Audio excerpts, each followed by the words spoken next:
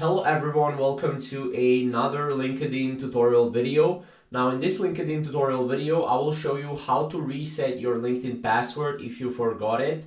Now it's a very simple process. Obviously we have two different ways how you can do this. So let's say you don't get, you're logged out, right? And you want to log in again. So what you can do, as you can see, obviously you want to go and click forgot password on the sign in screen. Now next up, you want to enter the email or phone number currently associated with your account and click on next. Now in the following screen, you'll be asked to enter a verification code that was sent to your email. However, what if you don't have an email?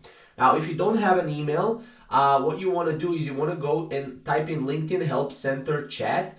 Once you type that in, click on this first link. This first link will lead you right here, and you want to click on this link as well, and you will basically be brought to this particular help center.